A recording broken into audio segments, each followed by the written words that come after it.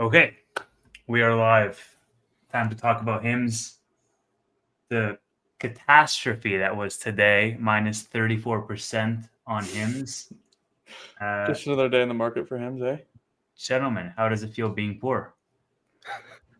It's a privilege to be poor. Yeah. Nothing new. I'm used to it. The nice thing is, I sold some HIMS today, still up over 100%. So that's okay. Yeah. See, Nate, we're already getting called out. All right. So we're going to call Nate Tanner from now on. This is the reason we're late today. It's giving us that brand damage. Is Teva still alive? You must not be paying attention. I put out 2 videos in one day. The last time I did that was years ago. Very much still alive. There's so much to talk about. Shall we dive right into the news? Yeah, just hop right in to the deep end. Hop right into the deep end. Okay. Let me see if I can pull it up. Novo. Here we are. Okay, let's throw this up. Here, this was the news today. This is the reason why the stock fell. Novo Nordisk terminates their collaboration with Hims and Hers due to concerns about illegal mass compounding and deceptive marketing. Okay, this was provided by Novo themselves, so keep in mind there might be some bias or something to that effect. No, surely not. They are generally unbiased. I'm just kidding. It's very, very heavily worded. But the collaboration of over a month has ended based on Hims and Hers deceptive promotions and selling of illegitimate knockoff versions of Wegovy that put patient risk at safety. They say they're doing this for their customers whom they care so much about, saying that their efforts will continue to make authentic FDA-approved Wegovy directly available through NovoCare Pharmacy to select telehealth organizations that share our commitment to safe and effective medical treatments for patients living with chronic diseases. The partnership that was going on for just over a month is now over. In April, the FDA resolved the Wegovy shortage, and based on that,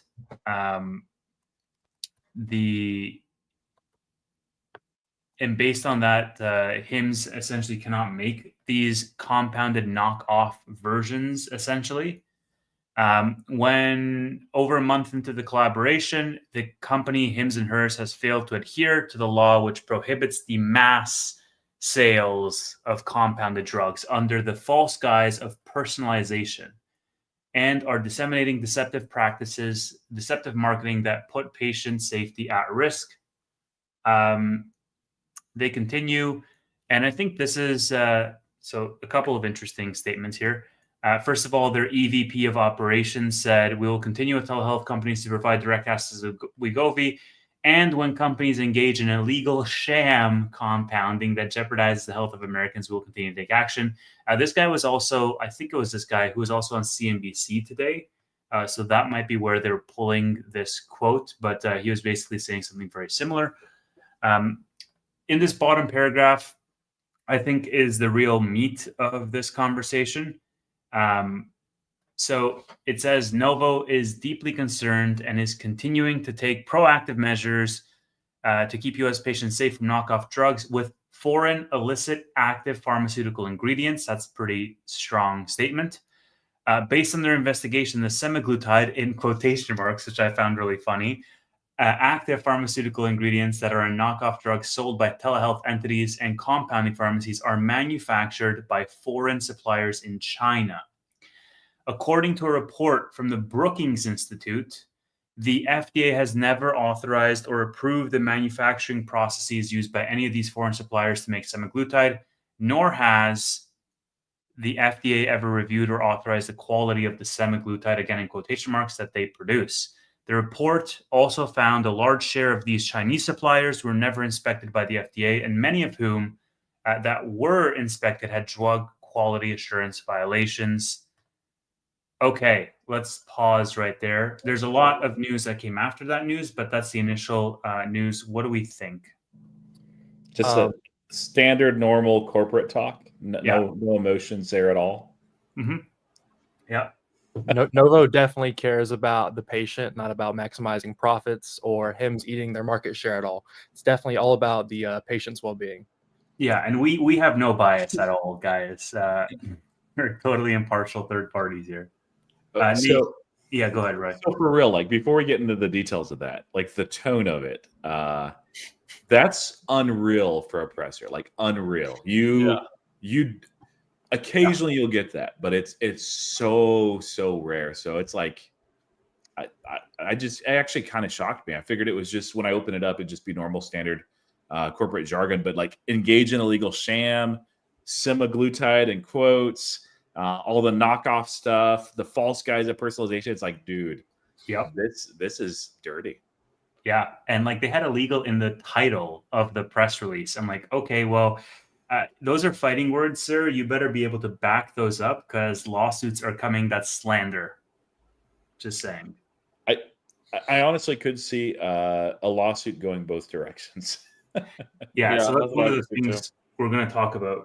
Nate, go ahead. Just initial thoughts, and then we're going to dive a little deeper. I mean, this morning I woke up and just saw it down 25%, and I was like, oh, I wonder what the news is. And then I did not expect it to be this. Mm-hmm. But I do remember a little bit. We talked about, they had a new CEO coming in, and there was, a chance that the partnership would end. Mm-hmm. I think overall, though, definitely not bullish. And I was a little sick of seeing all of the mega HIMS bulls really try and twist this in any possible way to be bullish for HIMS. And that was a little frustrating and kind of reminded me of certain cults I see. So that wasn't very nice to see. But yeah, overall, I mean, it's still, again, it's not the end of the day, but it's also not extremely bullish. Like the company is going to do fine regardless of this. It's just a rocky road to get there is what it feels like. Mm-hmm. And so of course, I mean, everybody here that's watching knows HIMS was down 34%. If you don't know that by now, then I hate to be the one breaking the news to you. But then this came out halfway through the day, and there's a lot of comments that I want to get to, but I want to just cover just the source material first. Okay. HIMS CEO Andrew Dudham. See if you can spot any emotion in this, Roy.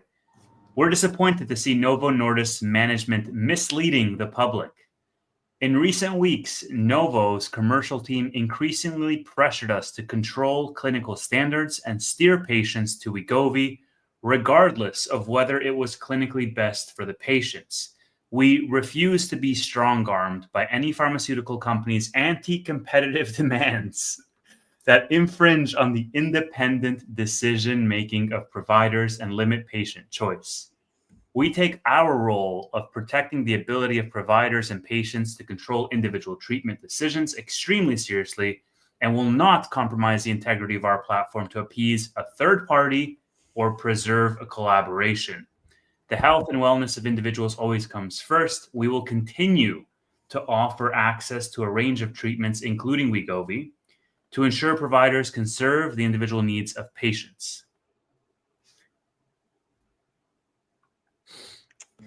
I really, really like that third paragraph. Yeah, well, that third paragraph is like is a very the third paragraph. This one. Yep. Yeah. No, I took notice to this last one because he's like, yeah, we're not going to stop, and after reading the Novo letter and then reading this response, and they're both so emotionally charged. This is like the Elon baby mama drama of the GLP-1 world. I swear. It's just a shit show. The term there, anti-competitive, though, like that was for me the key word. That was very interesting because that's an argument that the CEO has made in the past against big pharma and for compounding and for 503A exceptions and 503B, frankly, at the time when it was still in the shortage list. And I don't know, like the arguments have been overstated, I think, on both sides, but Novo has like more, it seems like it was written by our current president, to be honest. Which is not a compliment. So yeah. Thank you for your attention on this matter. Okay, so wow, there's so many great comments here, and I feel like I'm going to scroll up and eventually get to them. But so initially, just I summarized a lot of my initial thoughts in a tweet, and so basically, there's a couple of main things. First of all, is you can kiss any partnerships goodbye. I think this pretty much ties a bow on a future Novo partnership being off the table, or a future Eli Lilly partnership being off the table. Basically, there's no big pharma company that is going to want to touch Hims with a 100-foot pole at this point in time, with these allegations wafting in the air. First of all. Secondly, I think Hims needs to tackle head on and address some of the allegations, the China ones specifically, shed some more light there. I think there needs to be some third parties or government bodies, like some other parties need to investigate these claims because they're too impactful in either direction to not be further investigated.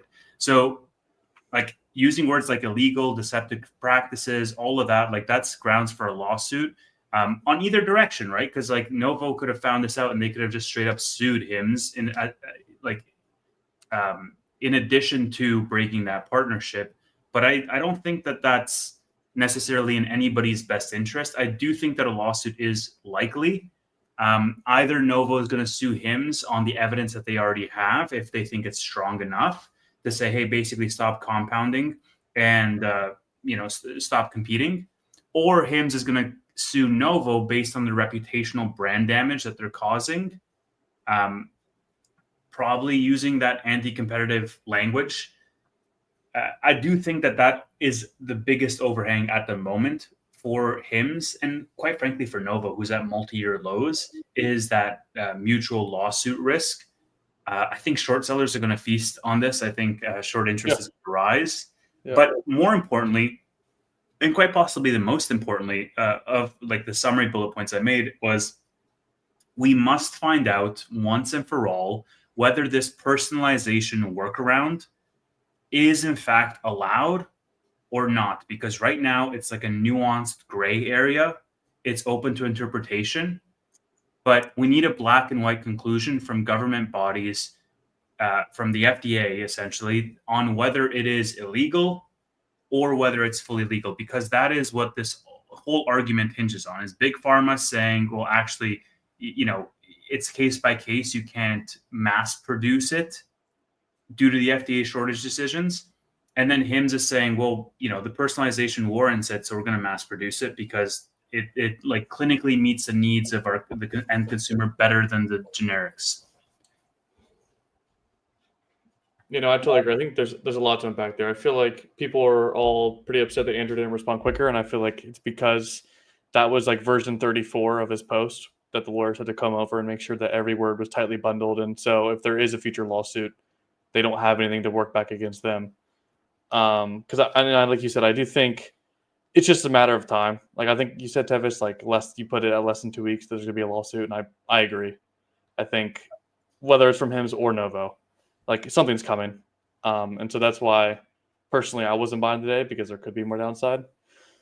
But yeah, I think lawsuit risk is definitely at play now, and it definitely is worrying and kind of sucks. But it doesn't, to me, in my opinion, I think long-term fundamentally the company will be fine. They'll grow pretty well and be a successful company, but this definitely adds a massive, massive bump in the road to get there. So yeah, and there already was a bit of one anyway for quarter two.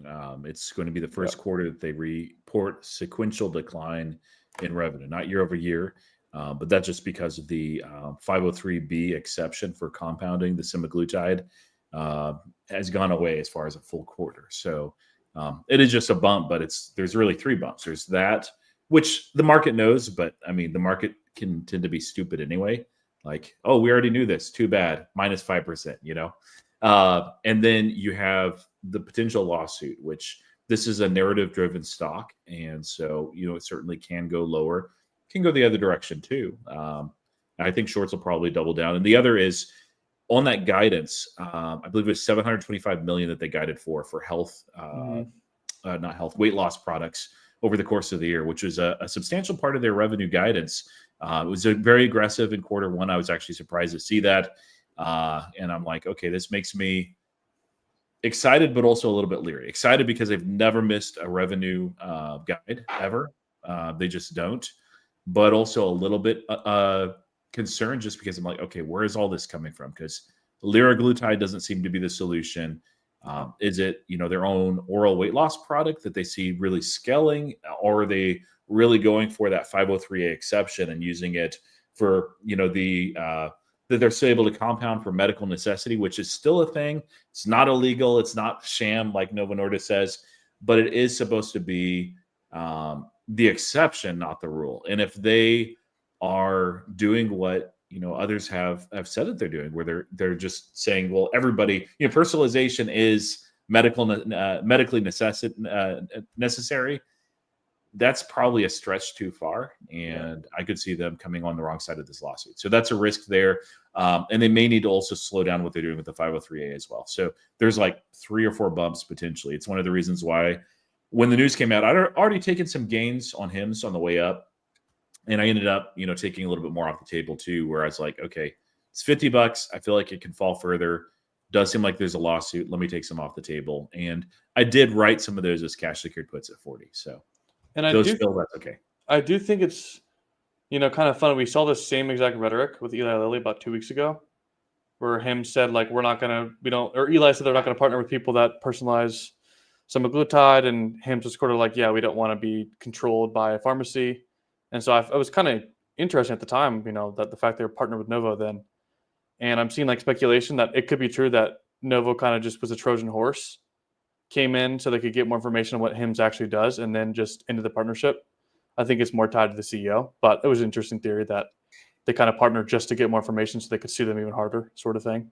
Yeah, I mean, I think it's not like, I saw that argument too. Well, Novo should have known ahead of time, because why get in bed with HIMSS if they know that they're shady and that they're not going to stop the practices? To which I responded saying, well, one angle that you could take is that they thought that they could strong arm HIMSS, or they thought that HIMSS was desperate enough for that partnership that they would sort of, roll over on their principles.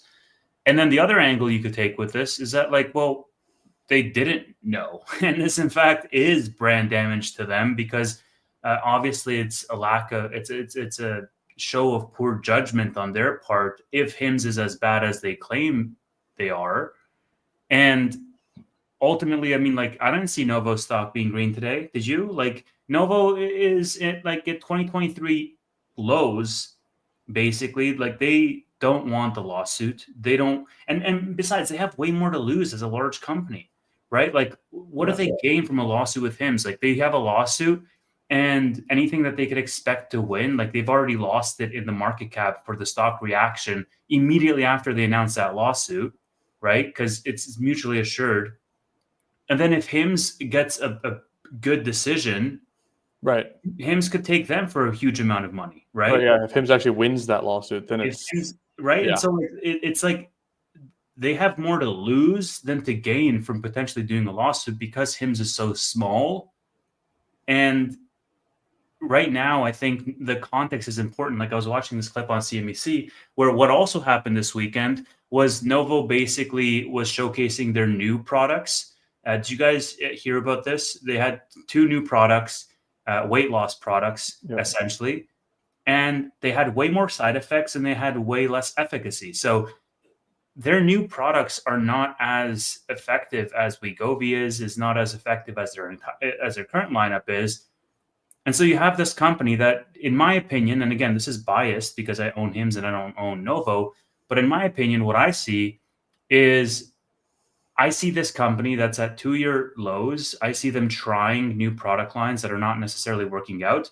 And I see them being disrupted by smaller players who are essentially compounding all around them, and their flagship product offering is at risk, right? And so they're going to be lashing out in every direction that they possibly can to try to stop that bleeding and keep some of their, monopoly. And so when Andrew says it's anti-competitive, like, I'm not really calling bullshit on that, because, just looking outside in, it kind of seems that a lot of these things are happening around the same time. Like, I don't know if it was a coincidence that this happened the same weekend that like they had to showcase the results.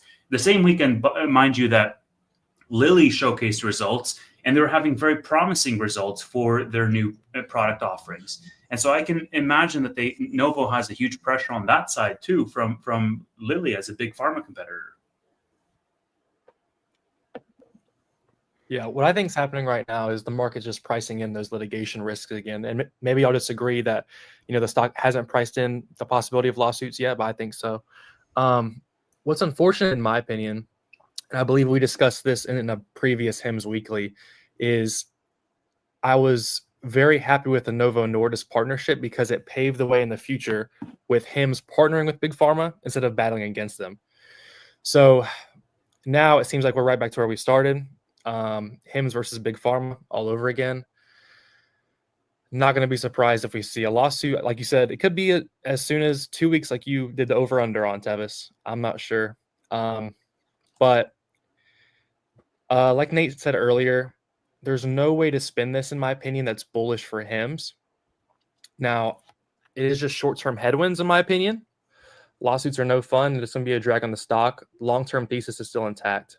But I'm curious on how these, or if these lawsuits come, how that goes. Yeah, I don't think it's fully priced in, but I could be wrong. And there's a possibility too that they don't end up suing.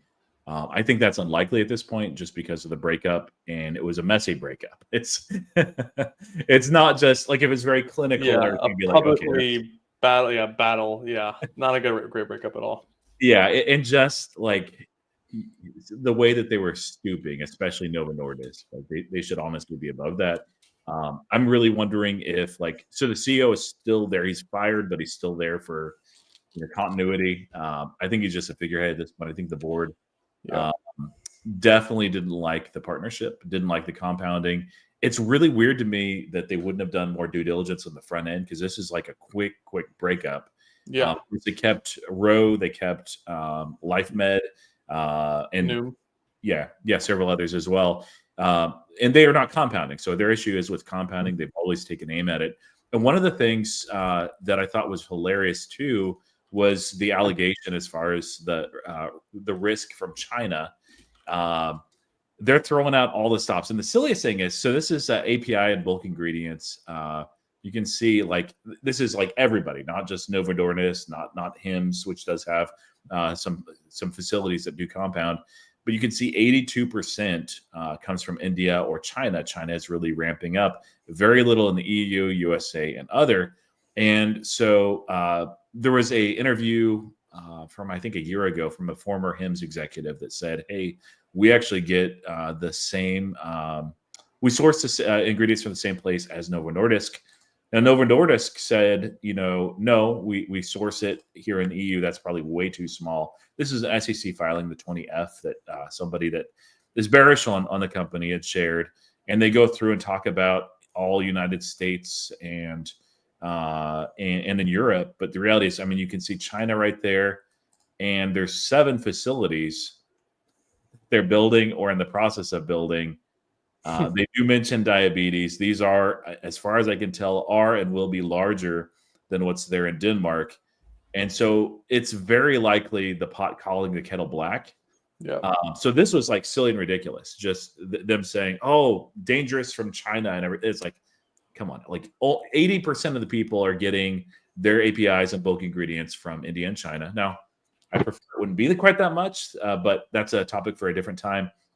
And the other thing that I thought was hilarious was that they, insinuated, correctly so, by the way, that the FDA didn't, approve the compounding. I can't remember the exact wording on that, but the shortage list itself allows for it. The FDA allows for it, but they don't actually, give their stamp of approval saying this is FDA certified. Certified is the word I'm looking for. They never do in any compounding type environment, whether it's 503A or 503B shortage list type exceptions. So they're basically insinuating something that it's well, yeah, it's technically true, but it's also, I don't know. It's like saying that all these AI products that are out there that are not Microsoft or not Microsoft certified. It's like, yeah, they're not Microsoft. Like, what are you talking about?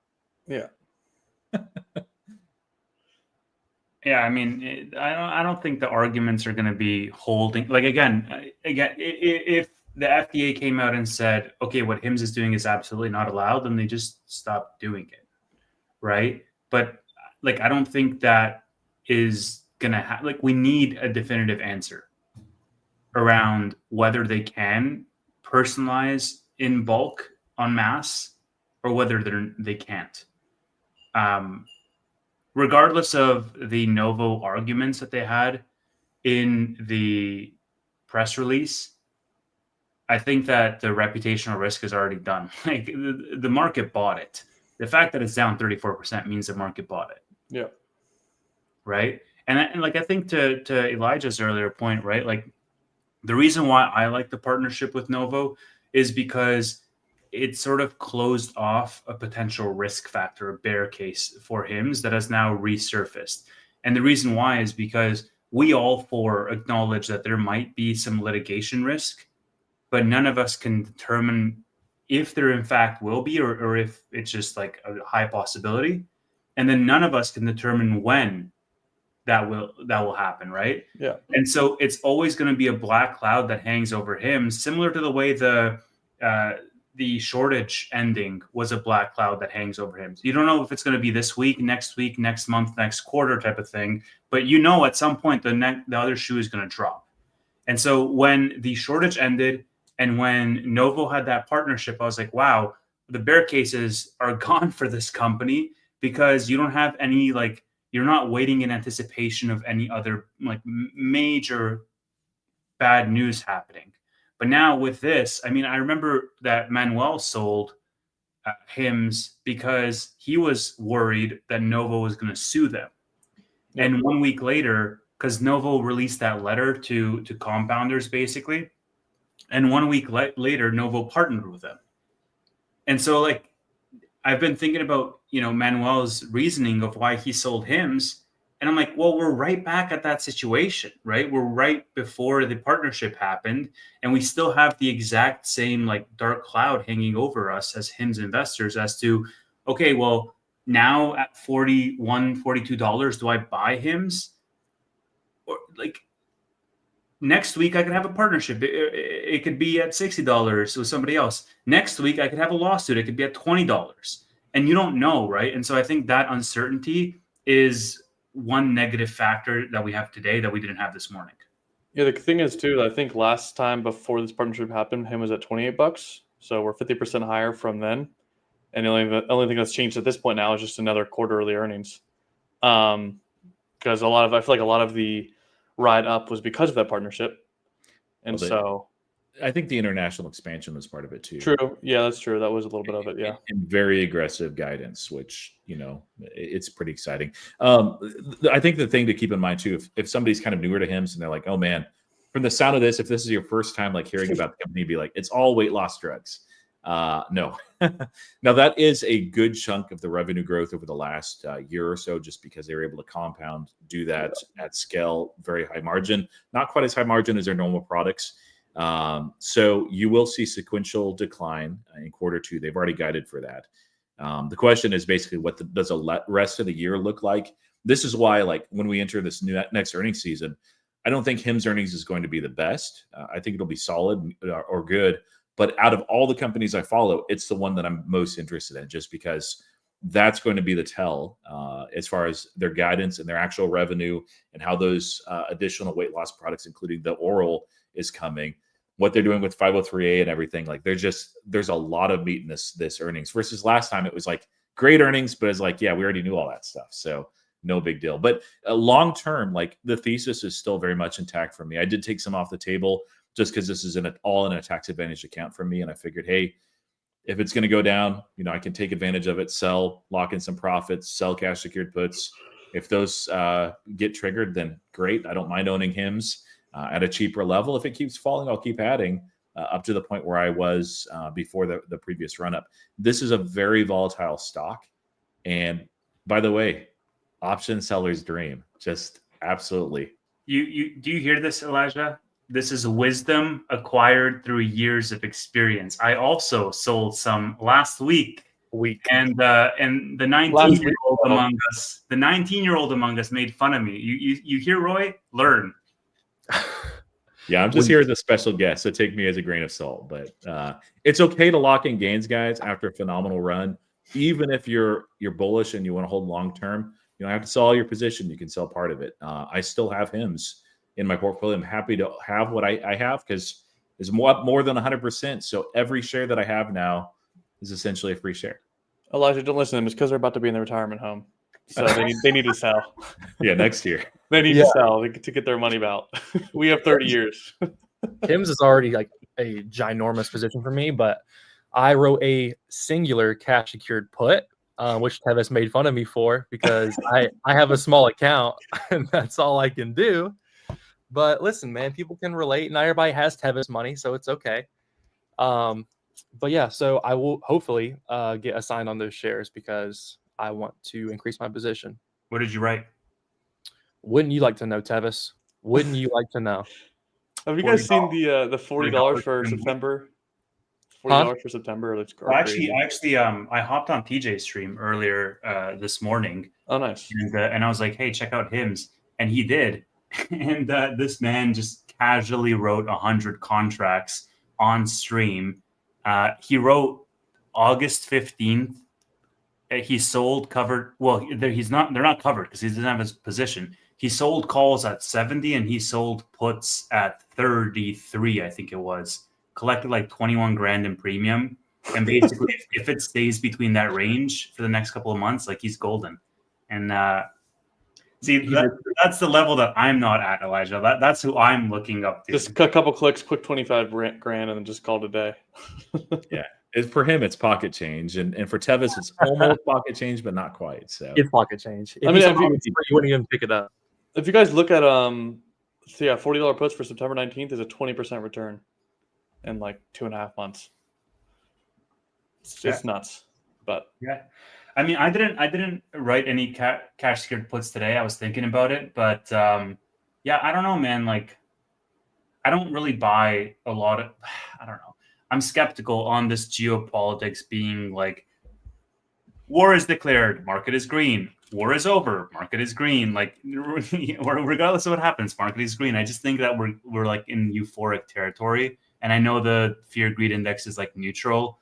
I don't know. It feels very, very bullish right now. Yeah, overall the whole market feels to be running. Like ASTS is up every day. Circle is up, is like a $70 billion company. Like, what are we doing? What is it, 2021?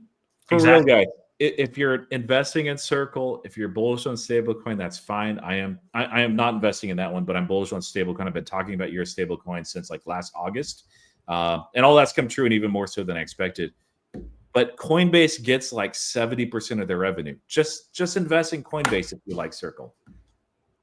Not financial advice, but like look into it. Seriously. Yeah. But yeah, it's very bullish. Like that's the thing too, is HIMS is a small float company. It can change on a dime. I mean, we see the after hours, it's moved up like 4%. That's like nothing for HIMS.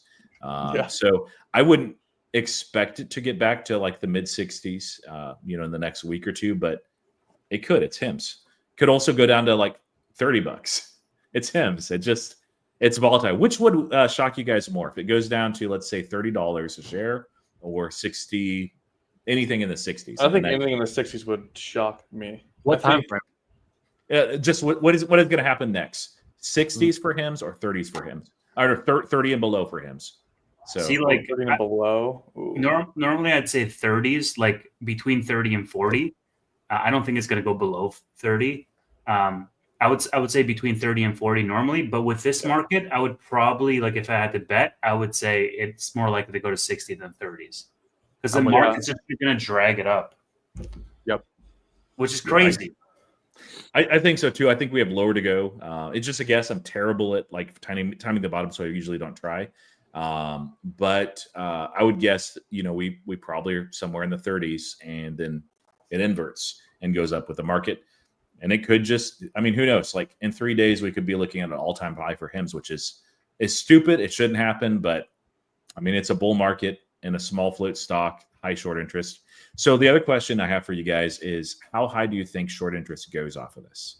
36%, 37%.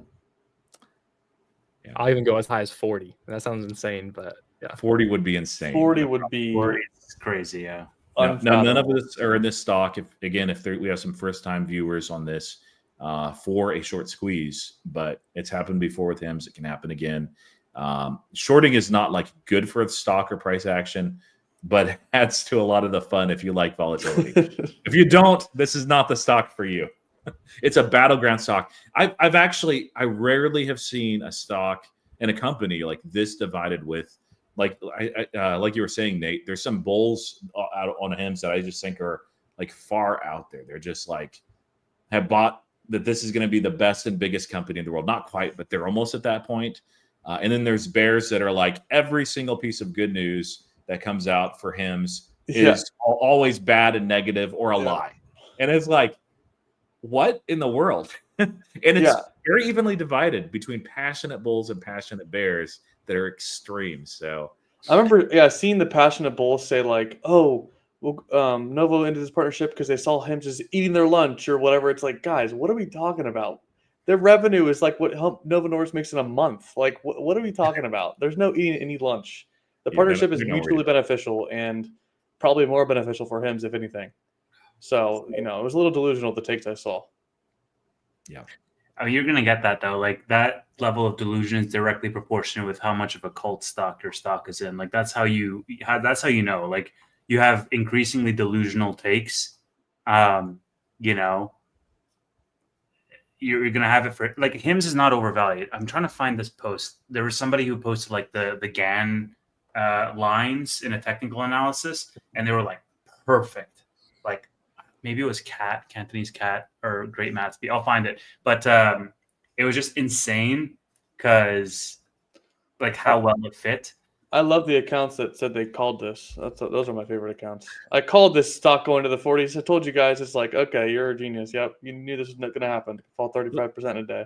That's one of the beautiful things about HIMS is like you can call like some really high price target or really low, and you're probably going to be right. In fact, you can do the both. You could be like, I'm calling HIMS at 30 and HIMS at 75 this year, and you're probably right.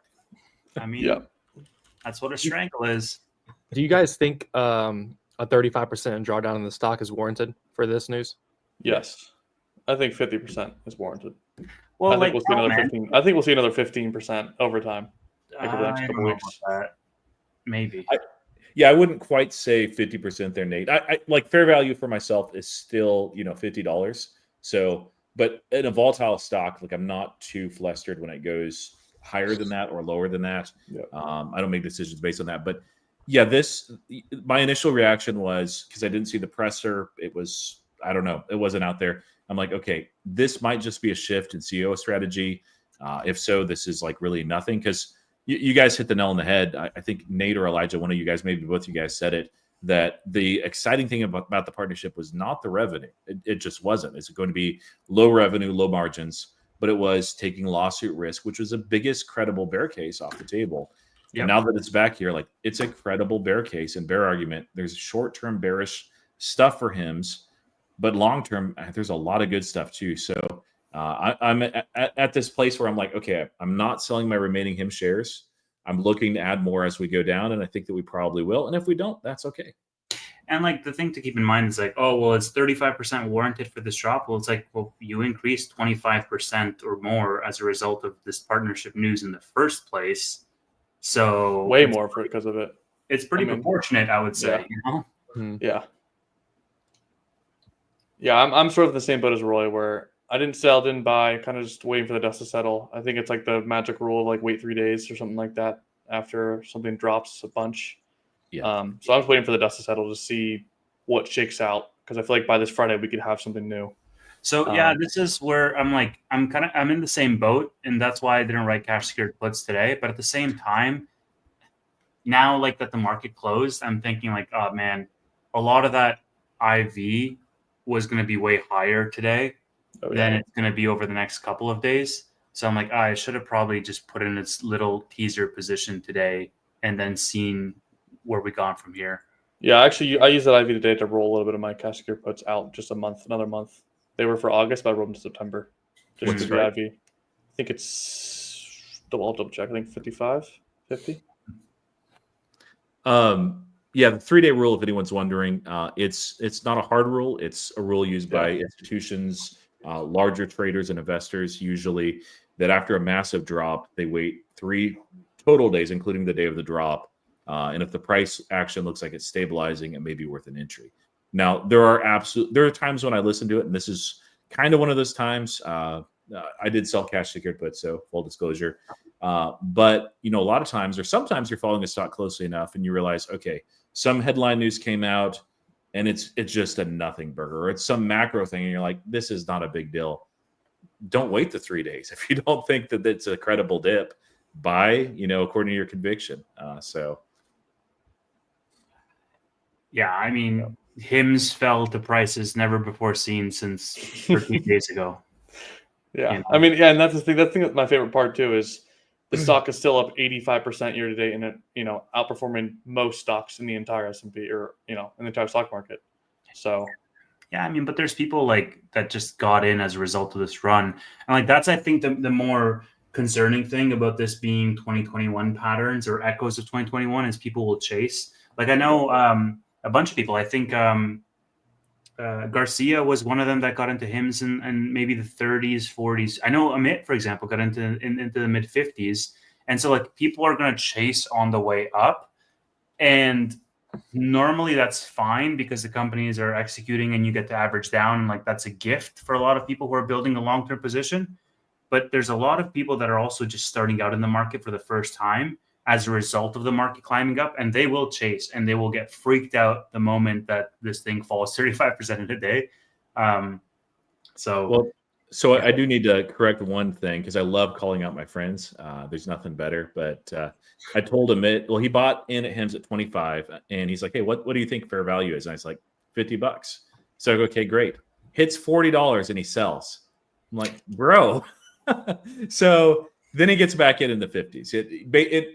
Fairness to him, like he was very new in HIMS, and when you haven't taken time to really dig in deeply and know what your conviction level is, it can make sense to. But I love calling him out on that. So yeah, my favorite part. I was the one that told him to get HIMS, and he bought it. And I don't know if you guys know, but Roy might know is that the next day is when the Novo partnership was announced, and so he was up 45% on his shares, and he was like, "Wait a second, why am I holding this? Like I just made 45% in a day," and so he sold or whatever it was, and then bought back later. But yeah, that was funny.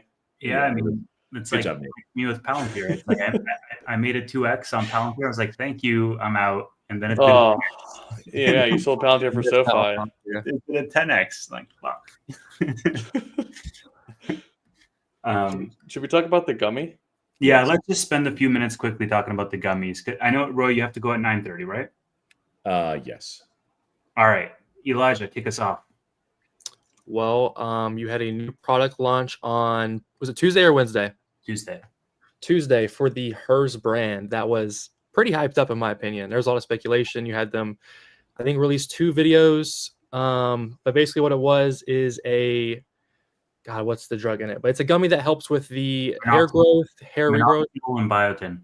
There you go. Yep. And it has those 2 in there. In my opinion, I think I don't want to say it was underwhelming, but I mean, kind of, if I'm being honest.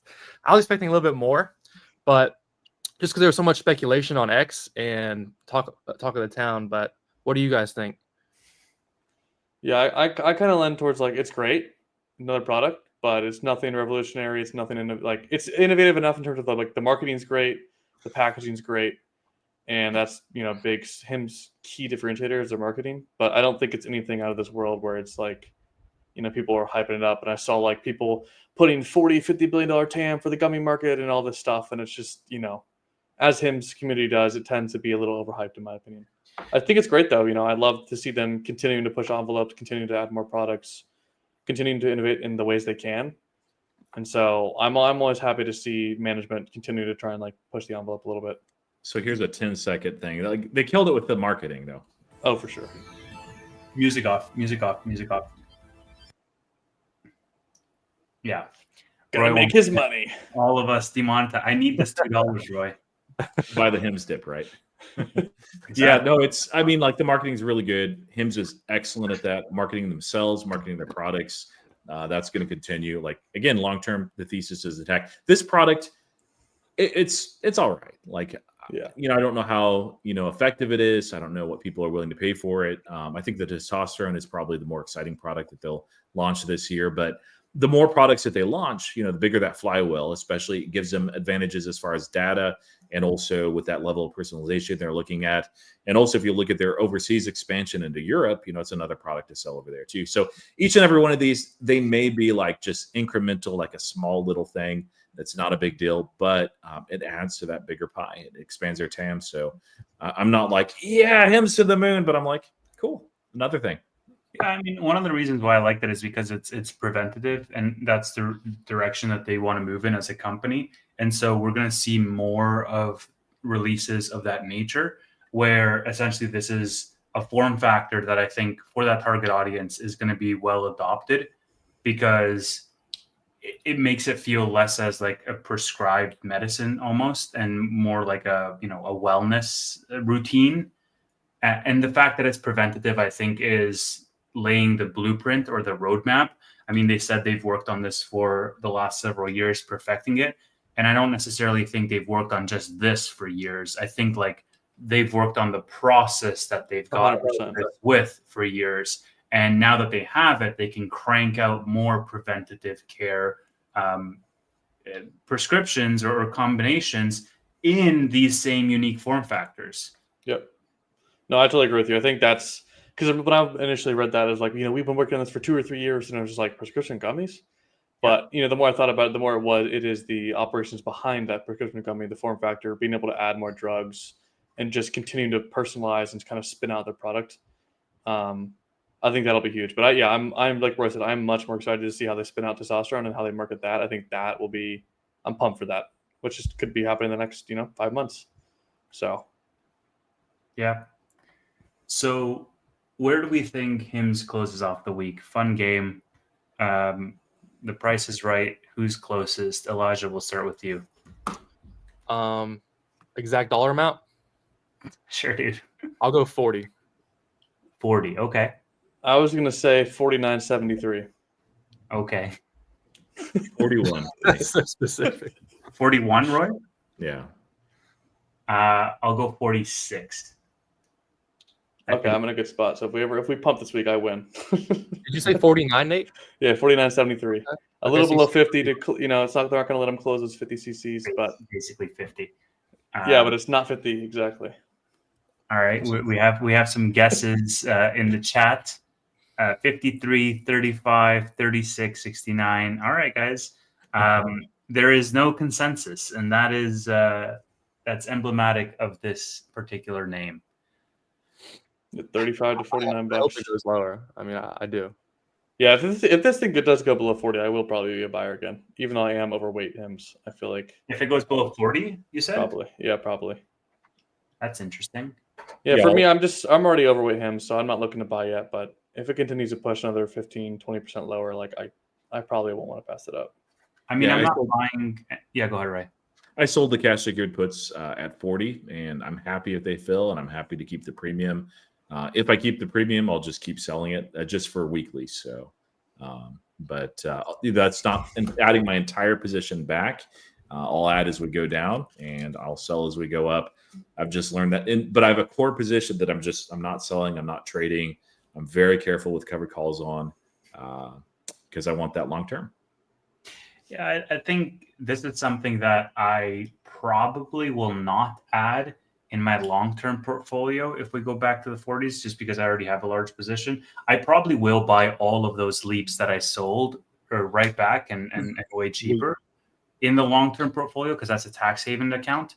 But what I will do, if we stay even at this range, is I'm going to pick it back up in the Wheeling portfolio, because right now the Wheeling portfolio only has 2 names. It has Tesla and it has SoFi, and it has a shit ton of cash just waiting in cash for a dip. So if you remember in my Wheeling portfolio, I bought up the Hims dip all the way down into the low 30s. And then I sold, I got all my shares called away at like 46 or 47. And so now we're below that range again. So I'm going to start cash secured puts all the way down, and rebuild at HIM's position if we get a similar situation as to the one we got in February. Tevis, you should buy a HIMS, HIMZ. Well, it's 2x leverage. Dude, it's down 70% today.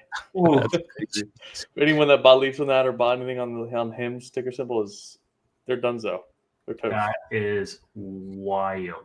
Yeah, down 70%. I considered almost buying some today just because it's just down. I mean, that's stupid, but it's 2x leverage. Yeah, well, because it's 2x leverage, And more can happen. Let me throw up my screen. Because it's 2x leverage, like HIMS can be, so HIMS can be down to levels never before seen since, whatever May, but this thing is going to be down more than that because the leverage just brings it down. It's crazy, man. Like it's at levels in since April. Wow. Yeah. I mean, that drop is just that's the issue with leverage. And I there are times and plays where I do leverage, but know what you're doing, know the risk. Yeah. A lot of times when it's going up, you're just like, hey, there's only upside. This will never fall. And then a day like this hits, and you're crushed. You've lost more than half of your portfolio. Same with options, with leaps. Know what you're doing, know what your comfort zone is. I've never used options other than selling options on HIMS, just because I'm like, the stock itself is volatile enough, and I can just hold those common shares as long as I want, as low as it goes or as high as it goes. It doesn't matter. Versus some positions that are more stable, that are just ridiculously undervalued. And there's a price where I'll start to look at those for HIMS, but we're not anywhere close there. I'll look at some leaps, give myself pretty conservative strikes, make it as long-term as I can. So at least a year and a half to 2 years out. But you guys, especially if you're young, you don't have to hit a home run every single time. You don't have to get like a 10x every single play. And if you go chasing that in a bull market environment, Elijah, you're doing well, brother, but you got to be careful. That wasn't easy.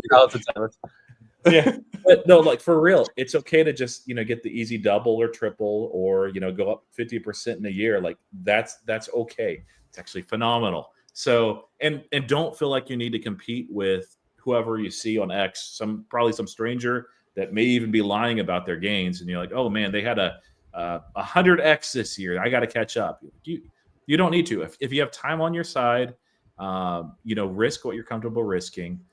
Look over the long term, buy quality companies, and use leverage selectively. I wouldn't build your entire position or strategy based on leverage. My favorite part is this morning that the $70 CCs were still going for like 7 or 8 cents a contract, and I sold them. With the stock down 35%. It's like, are these gamblers serious? Like, what are they doing, man? Option seller paradise, man. They think it's going to go up 80% in the next 4 days after this news. Like, what are they talking about? Anyway. It really is an option seller paradise. And like the way that this thing moves, if you're comfortable holding it at a level, like you can even just write like cash secured puts 2 weeks out, like at the money even, and you can just capitalize so much. Because you can close those early, right? Because it's so volatile that if it moves up, you can close it in a day or two for 50% profit. Yeah. Who do we think throws the lawsuit first? Or do we think there's a chance that it's just a stalemate because neither of one of them want to have a lawsuit? Look, let me put on my tinfoil hat for a second. I found this kind of interesting, right? Because we are seeing this pattern emerge where we have a massive amount of short interest, and this thing is going up and it's continuously bouncing off of that ceiling in the mid 60s. Like it was at 64 when it fell. And then last time in February, it like barely reached the 70s and then it fell again. And so I think that shorts stand to lose a ton of money on this if this thing breaks through, and they're doing everything that they possibly can. Like analysts came out today in droves, and they were like, we're Needham was like, this is off of our confidence list for the year. Issuing sell ratings, issuing low price targets. And so I think that there's a big, like similar to, SoFi, right? It's like they're challenging a massively established incumbent industry. And it's the same with Big Pharma. And I think they have a lot of odds stacked against them. So I wouldn't be surprised, right? There's manipulation in this name because it's a very low float, low market cap company. Anyways, Roy has to leave. But before he does, very quickly, we have a show tomorrow where we're going to be picking some stocks. Roy, why don't you tell people what's going on tomorrow? Yeah, so if you guys have ever played fantasy football, it's like that, but with stocks, because fantasy football is not nearly geeky enough. You guys are doing that again? Extra geeky. So we've got a curated list of 200 and something stocks. All of them are terrible because Tevis picked them. Just kidding. There's 237, and yes, Joby is in. It is, and I'm picking it round 10 if it's still there. I am for the memes. Tevis' first pick. There's at least 4 of us participating.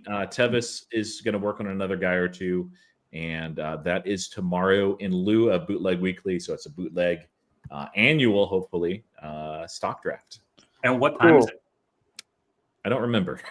It's at 4:30. It's at 4:30 Eastern. Both of the hosts don't know what time. That's hilarious. I'm on Central Time, so I'm like, I don't want to try to like convert and everything. So yes, and I'm heading. You guys can continue on. I'm putting a link in the description if you guys want more HIMS content. Be sure to follow these guys. I'm a special guest here, so I'll pop in every once in a while. I'm hopping over to Tech Bros Weekly with Amit and Tanner. We're going to talk about some different names. You guys are welcome to join us or stay with these guys. But thank you guys for having me on as your guest. Sweet. Thanks, Roy. Have a good one, man. Later. Thank you, Roy. What a guy. All right, so now we can talk about some DGen stuff now that he's gone. Gentlemen. The godfather of stocks. Gentlemen, what a guy. Gentlemen. What a crazy week. Yeah, it's been a crazy week, too. Yeah, I am It's absolutely. Monday. What do you mean what a crazy week? It just feels like a crazy week. Like, I was on X all day. I should have been working, but I was on X all day, like seeing both sides of bears like pumping up and celebrating. Like, we told you, and bulls saying this is the most bullish thing ever. Now we're a solo company. We don't need anyone else. I don't know. The sentiment's horrible, but this is just an average Monday for a HIM shareholder. Yeah. I woke up late and I see the messages of Tevis giving me shit in our group chat. HIMS is down like 25% already. Market's not even open. I'm like, oh my God, dude, it's going to be one of these days. Yeah. It's not even bad, dude. Like, I thought we were going to be completely red in the market today with the geopolitics of everything. And then the market just doesn't give a shit. Like, World War III ended, bro. Huh? World War III is no longer. Well, like, apparently, man. Like, supposedly. It's like, dude, I was like, can we have a red day, please? I need it for my covered calls. I was like happy about it. And then it's like, they don't care. They don't care. They're not confessing, they're bragging. Dude, Tesla up 8% on the robotaxi news. Off of doing worse than Waymo. It's weird.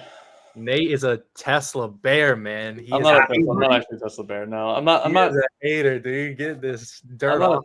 I'm not a Tesla bear. I'm just I'm a timeline bear. Their timelines are always 5 years too late. Not too late, but 5 years late. We finally got the thing that they promised like 10 years ago. Yeah, with the guy sitting in the front seat 10 years ago. Yeah, 10 years ago. And the guy sitting in the front seat and like, what is it, like 20 cars in total doing it in like a small zoned area in Austin. It's not actually FSD at all, actually. It's just a zoned area, just like Waymo. Me and Nate have an agreement. The day he buys Tesla is the day I buy Palantir. But I will never let you buy Palantir. It's so overvalued. I cannot let you do that. It is ungodly overvalued. It's gonna hit that's a good friend, because there's plenty of people who would be like, buy it, bro. It's going to $5 trillion.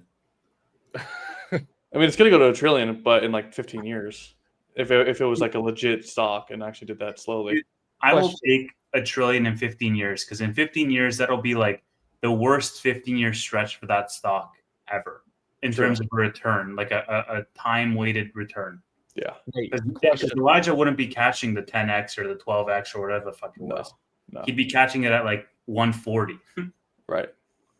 Do you think Palantir now is going to kind of pan out how Tesla did in its peak? And I think it was 2020, 2021, around the $400 mark, where the valuation is super expensive, and then now it's kind of been flatlining for the past few years. And what do you think? That's how I thought it was going to be at $100. I thought it was good for the next 3 or 4 years at $100, but it's going to bounce between like 80 to 120. for the next 3 years. But no, it just keeps freaking going, and I really don't understand why. Like, yes, it's growing great. Best Rule of 40 in any SaaS company. So it's like it deserves a premium, but not like 100 price of Who? sales or whatever it is. Calls it is. Which one, Nate? Palantir. Yeah, I mean, It has the best Rule of 40 of any SaaS. So like it deserves a premium, but not the premium it has at all by any measure. I guess. Doesn't HIMS have a higher Rule of 40? Yeah, but their growth is not good. We both know the Rule of 40 is going to drop down to like 70 because their growth is not going to be 110. Whereas Palantir is just slowly upticking. Whereas HIMS is just bounces around because it's inconsistent growth. So Yeah. I don't know. I need ideas for the stock draft tomorrow. And I think Palantir is going to be taking. you don't want to get Palantir. And 1 year return, I would not take that. HIMS now though is actually really good. Like, because I think this will be done in a year, and this thing will be over $100. Here's the secret that I'll let you guys in that nobody else knows. And I don't think they're going to be watching the stream, so they won't know until tomorrow, but the audience will know. So the secret, guys, is I made the list of stocks, and it's like 237 stocks. But the fun part is there's also ETFs, and I also included 2x and 3x leverage ETFs. Oh my god! I guarantee you, and nobody in the audience, nobody snitch. I guarantee someone's gonna message them for sure. I hope nobody messages them because it's gonna be hilarious. I guarantee you that somebody's gonna pick like SoFi, and then I'm gonna be like SOFX, Tesla, and I'm gonna be like TSLL because all of those are in there. And so if they notice, they notice, and if they don't notice, they don't notice. But I think it's gonna make it more fun. Because it's like, if do you want the underlying, or do you want the 2x leverage or the 3x leverage? So we'll see how that goes. Are you guys doing the 1 year span? So basically a year from tomorrow? Yeah. Okay. That's cool. Dude, Yeah, that was such a great idea. It was Dang. super fun to watch last time. Oh, we're still live. I forgot we're still live. Hey, audience. But okay. What do we think? Do we want to wrap it there? yeah, I mean, I don't think there's any other HIMS news, right? I feel like we covered. I mean, did you guys have it last week? I was out. I was gone. No, we didn't have it last week, but last week the main news was around the gummies, which we just talked about. Yeah. And then obviously I mean, we might have a lot more news for next week. Yeah. If there is in fact a lawsuit, but I'm not holding my breath that there's going to be a lawsuit. But TBD. I mean, who knows, man? If I knew the future with HIMS, then I'd be a much richer man. Thank you, everybody. Much richer. Thank you, everybody, so much for watching. We will see you next week for HIMS Weekly. It's either going to be Monday or Tuesday. I think Tuesday is when we settled on as our day. But yeah, follow the channel to make sure that you can find the accurate time. Hit the bell and buy HIMS if you want to buy HIMS, and don't buy HIMS if you don't want to buy HIMS. I put up a poll, and maybe we'll wrap with this, saying based on today's news, are you a buyer, holding, selling, or shorting? And the number one response was buying at 49%. Holding only was 27%. Selling was 15%. And shorting, fuck you guys specifically, was 9%. Oh my god. Just kidding. I love all the people watching. Okay. Thanks, everybody. Bye. Peace. Bye.